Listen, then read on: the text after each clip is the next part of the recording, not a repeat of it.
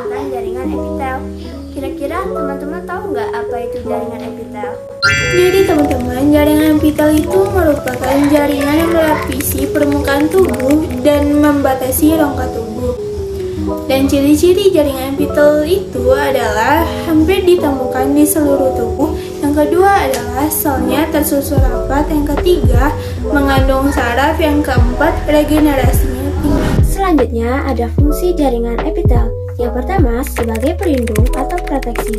Yang kedua sebagai penerima rangsangan atau reseptor. Yang ketiga sebagai pintu gerbang lalu lintas zat. Yang keempat sebagai kelenjar, yaitu jaringan yang menghasilkan sekret.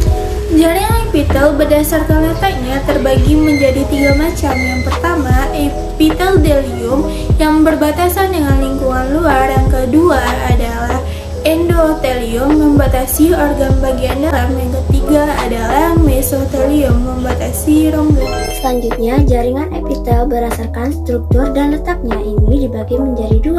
Yang pertama yaitu jaringan epitel kelenjar dan jaringan epitel penutup. Nah, jaringan epitel kelenjar ini dibagi lagi menjadi 2 macam, yaitu eksokrin dan endokrin. Kelenjar eksokrin berfungsi untuk menyalurkan hasil ekskresi, dapat berupa enzim, keringat, dan air ludah. Contohnya seperti kelenjar alveolus pada kelenjar air susu. Kalau kelenjar endokrin merupakan kelenjar yang mempunyai sel-sel sekresi yang khas dan tidak mempunyai saluran. Contohnya seperti kelenjar tiroid, paratiroid, dan adrenal. Nah, sekarang kita masuk ke epitel penutup.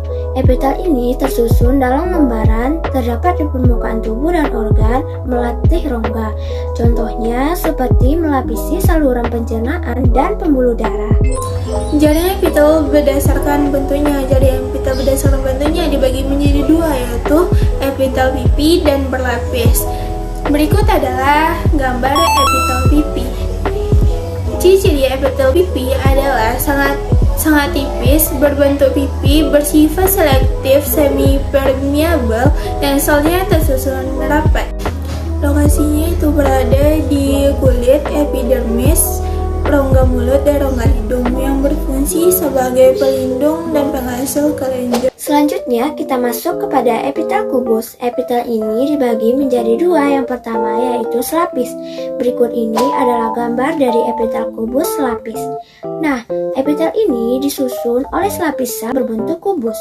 Inti selnya berbentuk bulat, besar, dan berada di tengah. Sitoplasmanya jernih atau berbutir-butir.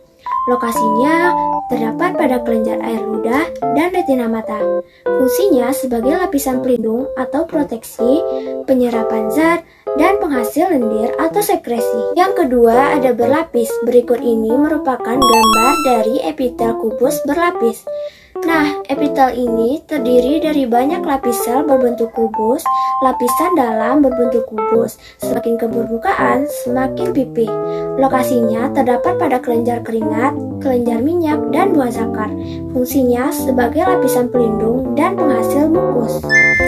Epitel silindris yang pertama adalah selapis. Ciri-cirinya yaitu disusun oleh selapis sel yang berbentuk memanjang. Inti sel bulat besar terletak di dekat dasar sel, sitoplasma yang jernih. Lokasi selapis ini berada di dinding dalam lambung, usus, dan saluran rahim. Fungsinya yaitu sebagai lapisan pelindung, tempat difusi, dan penghasil mukus. Yang kedua adalah berlapis. Ciri-ciri berlapis adalah terdiri atas banyak lapisan sel. Lapisan luar berbentuk silindris. Lokasinya yaitu berada di lapisan konjungtiva.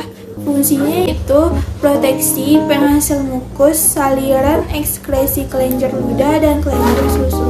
Yang ketiga ada berlapis semu basilia. Tinggi sel ini bervariasi. Sel yang tinggi mencapai ke permukaan apikal epitel. Inti sel terdapat pada ketinggian yang berbeda.